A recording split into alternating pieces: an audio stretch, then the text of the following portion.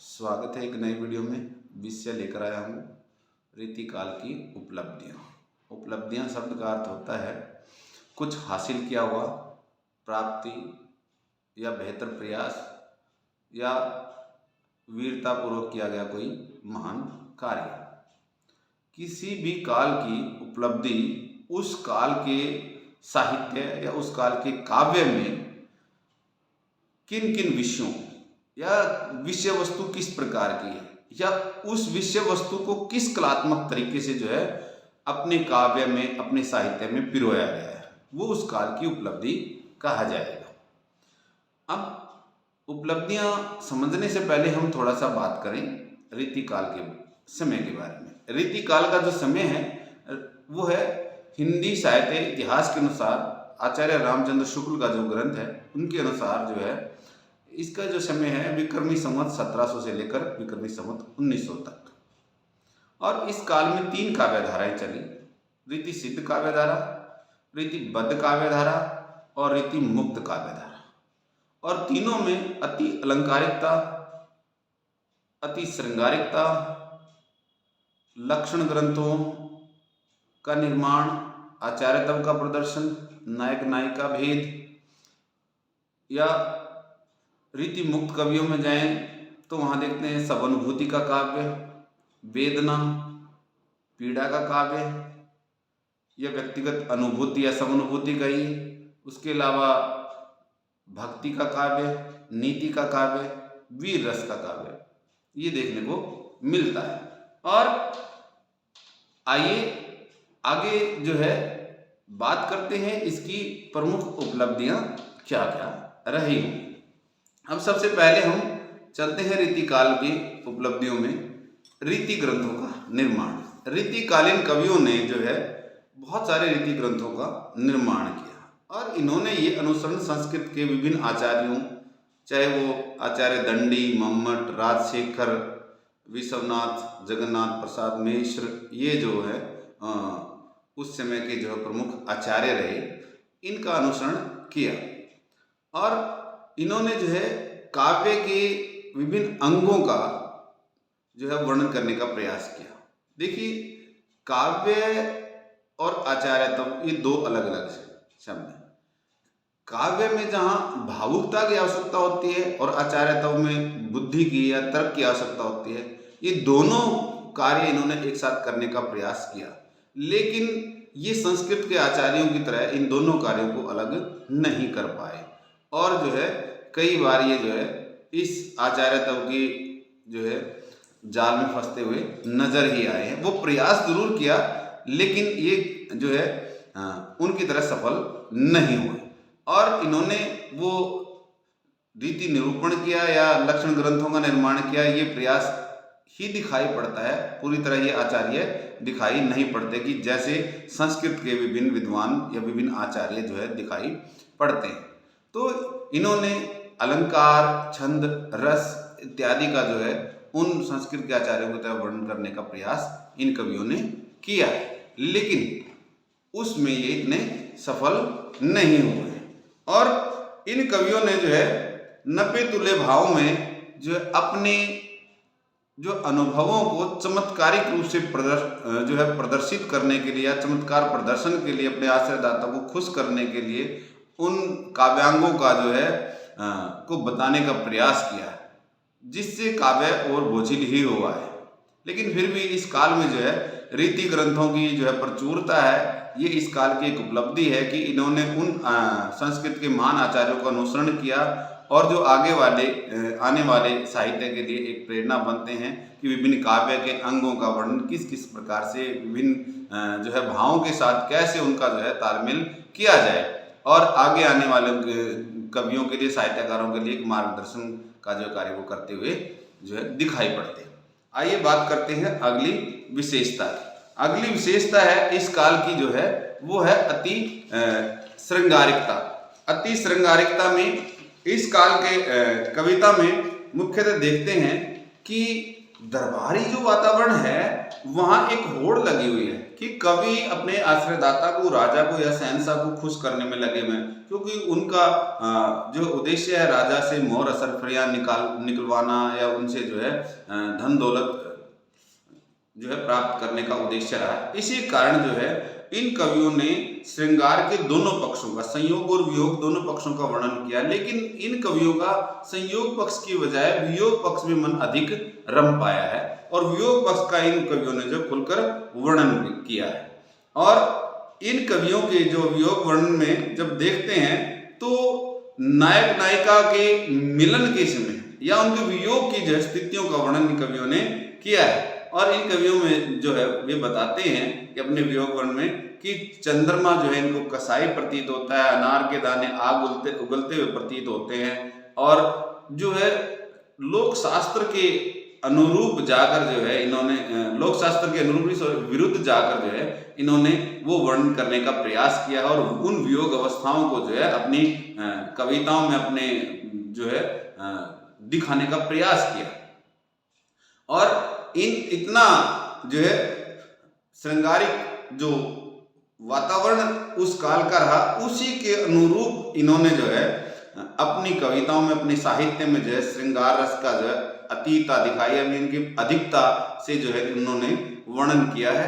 और वो वर्णन उसके पूर्ववर्ती साहित्य या आगामी साहित्य में शायद देखने को नहीं मिलता। श्रृंगार रस भले ही जो है एक आवश्यक रस हो या रसों का राजा कहिए तो, लेकिन जितना रीतिकालीन कवियों ने वर्णन किया है इतना उससे पहले या उससे बाद वाले काव्य में देखने को नहीं मिलता। लेकिन ये उपलब्धि भी जो है इस काल के कवियों की कही जाएगी कि इन्होंने जो बुद्धि चातुर्य से या अपनी कविता से या अपनी जो परिवेशगत प्रेरणा लेकर जो है इन्होंने अपनी रचनाओं में इतनी प्रचुर मात्रा में जो है अति श्रृंगारिकता का वर्णन किया है कि आने वाले जो साहित्य के लिए एक प्रेरणा का स्रोत बनता है। और उस काल की ये बड़ी उपलब्धि है कि श्रृंगार के दोनों पक्षों का जो वर्णन इस कविताओं में या इन कविताओं में हमें देखने को मिल जाता है। और ये जो वर्णन है ये आदिकाल, भक्तिकाल या रीतिकाल या उनसे कहीं आगे बढ़कर जो है हमें श्रृंगारिकता इस काल में दिखाई पड़ती है। ये इस काल की एक उपलब्धि है। उसके बाद है अति अलंकारिकता। इस काल के साहित्य में जो है अलंकारों का भी प्रचुर मात्रा में प्रयोग किया गया है और कारण यही रहा कि ये कभी नित्य लगातार इनकी जो एक प्रतियोगिता होती थी दरबारों में, जो कविताओं के लिए जो दरबार लगते थे, कवि सम्मेलन होते थे, मुशायरे होते थे, तो उनमें ये कविताएं पढ़ते थे और इन कवियों में जो है अलंकारों का जो है बढ़ चढ़ कर प्रयोग किया। जो हमने पिछले पॉइंट में रीतिकाल के उसमें रीति ग्रंथों के निर्माण वाले पॉइंट में जो हमने चर्चा की कि विभिन्न आचार्यों का, जो संस्कृत के आचार्य थे, उनका अनुसरण करने का प्रयास किया था। लेकिन वजह था कि विलासी वातावरण के अंतर्गत जो है इन्होंने आश्रयदाता की रुचि के अनुसार, अपने शहंशाह, अपने नवाब की रुचि के अनुसार जो है कविताएं रचनी थी। इसलिए जो है ये अति अलंकारिकता का प्रयोग करते हुए जो है ये दिखाई पड़ते हैं और ये अपनी कविता में सौंदर्य चमत्कार उत्पन्न करना ये चाह रहे थे और अन्य कवियों से ये श्रेष्ठ अपने आप को साबित करना चाह रहे थे। तो इस कारण जो अति अलंकारिकता इनकी कविताओं में दिखाई पड़ती है। और इस काल की भी एक महत्वपूर्ण उपलब्धि है। उसके बाद है वीर रस का काव्य। वीर रस का काव्य जो है इस काल की अन्य उपलब्धि कही जाएगी। वीर रस के काव्य में जो विशेषकर रीति मुक्त काव्य की एक प्रवृत्ति है और वीर रस के काव्य में हम भूषण की गणना जरूर करेंगे, क्योंकि भूषण के बिना रीति काल में जो वीर रस की प्रवृत्ति को जो है बताना असंभव लगता है कि कवि भूषण ने जो अपने जो आदर्श थे, महाराज शिवाजी और छत्रपाल दोनों को जो है अपनी कविताओं में नायक बनाकर जो है वीर रस के जो है चित्र अपनी कविताओं में उकेरे हैं। इसके अलावा गुरु गोविंद सिंह जी ने भी वीर रस की जो है कविताएं लिखी हैं और कई कवियों ने वीर रस की कविताएं लिखी, लेकिन मुख्यतः इस काल में जो नाम आता है वीर रस की प्रवृत्ति में वो भूषण का ही आता है। शिवाजी जो है शिवा बावनी और छत्रसाल दशक जो है प्रसिद्ध रचनाएं हैं। ये इस काल की जो है बड़ी उपलब्धि है। इसके बाद है भक्ति भावना।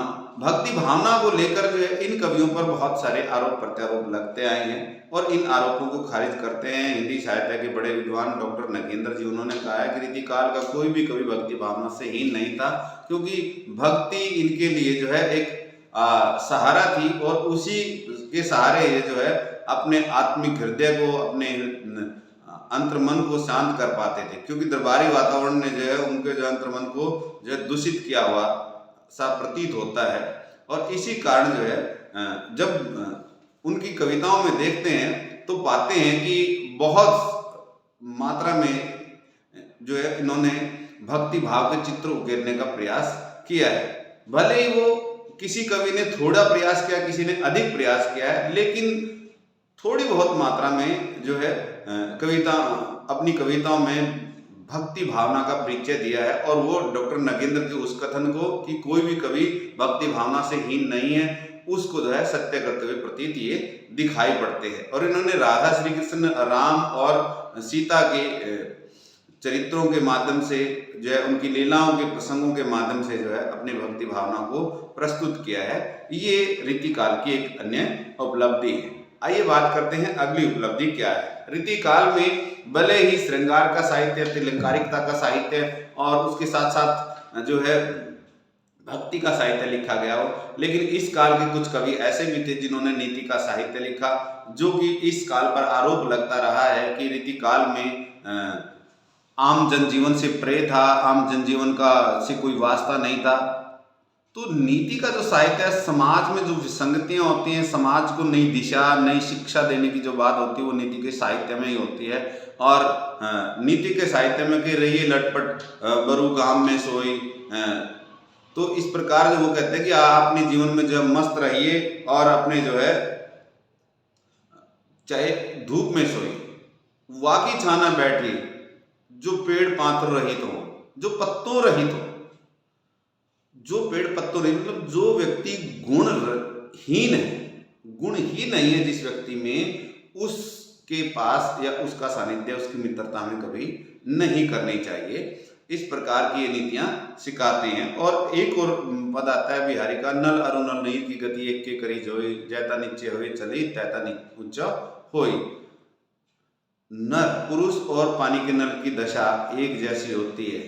जो जितना नीचे होकर चलता है उसका जो है गुण उतने ही बड़े होते हैं। मतलब जो व्यक्ति गुणी होगा वो हमेशा गर्दन झुकाकर चलेगा, और गर्दन झुकाकर चल रहा है समझिए कि वो व्यक्ति गुणी है, क्योंकि गुणवान व्यक्ति कभी मुंह उठाकर नहीं चलता।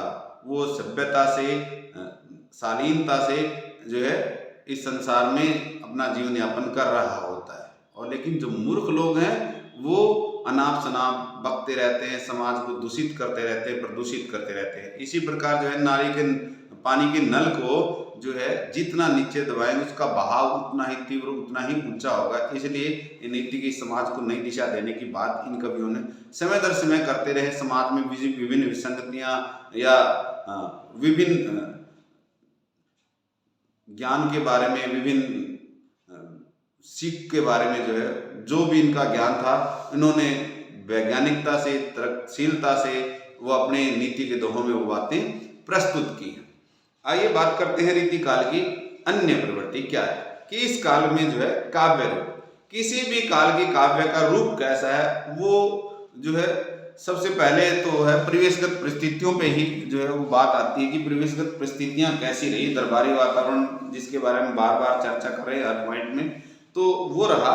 और कारण था कि इनके पास बड़े बड़े प्रसंग भी नहीं थे और ना ही दरबारों के पास इतना समय था कि ये लंबे लंबे प्रसंगों को ये सुन सकें। इसलिए प्रबंध काव्य से तो ये दूर रहे और इन काव्यों ने जो है मुक्तक रूप को चुना। और ये उन आने वाले भविष्य के जो कवियों के लिए, साहित्यकारों के लिए प्रेरणा बनते हैं कि जिनके पास लंबी विषय वस्तु नहीं है, वो छोटे छोटे भावों को, अपनी वाणियों को जो विभिन्न पदों में जो है पिरोकर जो है कविता पाठ कर सकते हैं, कविता रचना कर सकते हैं।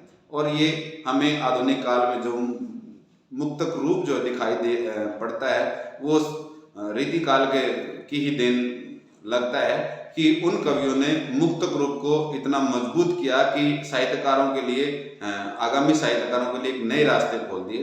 तो इस काव्य का जो मुक्तक रूप है ये रीतिकाल की एक बड़ी उपलब्धि दिखाई पड़ता है। इसके बाद बात करते हैं रीतिकाल की अगली जो उपलब्धि है वो है उदात्त श्रृंगारिक दृष्टिकोण। भले ही रीति सिद्ध कवियों ने श्रृंगार रस के जो है वासनापूर्वक या अशोभनीय कुछ चित्र प्रस्तुत किए हों जो कुछ विद्वानों को लग सकते हैं, लेकिन जब उनको पढ़ते हैं तो लगता है कि परिवेशगत परिस्थितियों ने उनको मजबूर किया होगा इस प्रकार के साहित्य लिखने के लिए। लेकिन कुछ ऐसे भी कवि हैं जिनको जो परिवेश से प्रभावित ही नहीं हुए, जो उनके हृदय में जो आया वो मुक्त भाव से, निडरता से वो लिखते गए, और वो है उन्होंने श्रृंगार के उसका जो है उदात्त यानी उच्च दृष्टिकोण को जो है प्रस्तुत किया है। और इन्होंने श्रृंगार के दोनों पक्षों में, चाहे संयोग हो या वियोग हो, उन दोनों का जो वर्णन इन कवियों ने किया है। इन कवियों में गणना की जाएगी विशेषकर घनानंद की, जिसमें हम कहते हैं रीति मुक्त कवि। तो इन्होंने कहा है कि जो है किसी प्रकार का जो है बनावटीपन नहीं इन कवियों में दिखाई नहीं पड़ता, ना ही कोई मिर्च मसाला लगाकर ये बात करते। जो भाव हृदय में आए वो भाव अपनी कविताओं में इन कवियों ने जो है प्रस्तुत किए हैं। और इन्होंने जो है श्रृंगार का जो है दृष्टिकोण जो है उच्च होता है, जो है एक उच्च लेवल तक ये ले गए। और उसके बाद है स्वच्छंद प्रेम। रीतिकाल की उपलब्धियों में कहता है कि स्वच्छंद प्रेम ये विशेषकर रीति मुक्त कवियों की ही देन है। उनकी उपलब्धि है कि इन कवियों ने स्वच्छंद प्रेम की अभिव्यक्ति अपनी कविताओं में की है, और इन कविताओं के माध्यम से इन कवियों ने जो बताया है कि प्रेम का मार्ग जो बड़ा सीधा होता है, सियानेपन के लिए इसमें तनिक भी स्थान नहीं होता।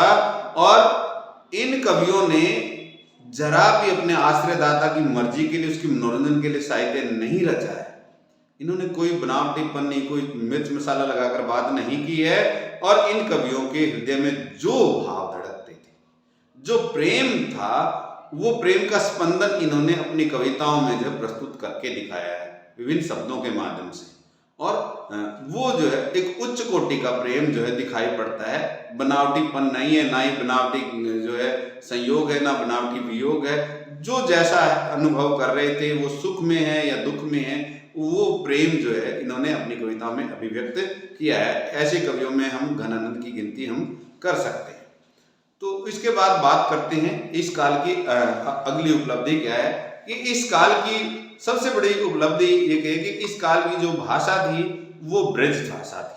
साहित्यिक भाषा के रूप में ब्रज भाषा ने बहुत विकास किया, और कारण था कि दिल्ली के आसपास के क्षेत्र की भाषा ब्रज थी, और इसी कारण जो है सभी कवियों ने ब्रज भाषा को अपने साहित्य की भाषा बनाया, अपने काव्य की भाषा बनाया। और ब्रज भाषा के साथ साथ जो है दरबारों की या शहनशाह की या राजा की भाषा जो थी वो फारसी थी, उस भाषा का भी जो है इन्होंने प्रयोग किया। बुंदेली, अवधी, राजस्थानी, कन्नौजी, इन सभी के शब्दों का प्रयोग इस काल की कविताओं में या साहित्य में देखने को मिलता है। और इस काल की जो है भाषा के रूप में जो ब्रज ने बहुत विकास किया, और इसी कारण जो है ब्रज जो है मध्यकाल की साहित्यिक भाषा का दर्जा प्राप्त कर पाई, जो आज हमें हिंदी के साहित्य को एक बड़ी मजबूती दे रही है। और हम हमारे लिए एक धरोहर का कार्य जो है ब्रज भाषा ने किया है कि हमारे लिए बहुत प्रचुर मात्रा में साहित्य उपलब्ध होता है। और इस प्रकार हम इस व्याख्यान के माध्यम से रीतिकाल की विभिन्न उपलब्धियों के बारे में चर्चा कर पाए। एक बार पुनः जो है प्रमुख जो है पॉइंटों को जो एक बार दोहरा रहा हूँ। उम्मीद करता हूँ कि इस व्याख्यान से जो बच्चे रीतिकाल की उपलब्धियों के बारे में जानना चाहते हैं वो अपने बहुत सारे सवालों को समझ पाएंगे। एक बार रिपीट कर रहा हूँ, रीतिकाल की उपलब्धियाँ। रीतिकाल की उपलब्धियाँ वही होती हैं जो जिस काल में जिस प्रकार का साहित्य हमें जो उपलब्ध होता है, यानी कि उस काव्य की प्रमुख प्रवृत्तियां ही या विशेषताएं ही उस काल की उपलब्धियां होती है कि साहित्य किस किस प्रकार का कैसा कैसा साहित्य उस काल में उपलब्ध है हमारे सामने, जो वो धरोहर के रूप में छोड़ गए हैं, वही उस काल की उपलब्धियां होती हैं। तो रीतिकाल की उपलब्धियों में हमने जो चर्चा की है, सबसे पहले रीति ग्रंथों का निर्माण, उसके बाद है अति श्रृंगारिकता, अति अलंकारिकता, वीर रस की कविता, काव्य का रूप, उदात्त श्रृंगारिक दृष्टिकोण, प्रेमानुभूति या स्वच्छंद प्रेम और ब्रज भाषा का उत्कर्ष। तो ये इस काल की उपलब्धियां हैं और उम्मीद करता हूं कि इस व्याख्यान से बहुत सारे जो है सवाल आपके हल हो जाएंगे। कुछ बातों को जो है मैंने छोड़ दिया, जैसे नायक नायिका भेद, आचार्यत्व का प्रदर्शन इसमें शामिल नहीं किया गया है, क्योंकि क्वेश्चन बहुत लंबा बन जाता है। इस कारण क्योंकि जो ग्रेजुएशन लेवल के जो बच्चे होते हैं उनके लिहाज से ये व्याख्यान तैयार किया गया है, ताकि उनके परीक्षा उपयोगी जो बातें हैं उन बातों को शामिल करके और थोड़े समय में वो अच्छी जानकारी प्राप्त कर सकें। उम्मीद करता हूँ आप सभी को ये पसंद आएगा और समझ पाओगे कि रीतिकाल की प्रमुख उपलब्धियाँ क्या है। धन्यवाद।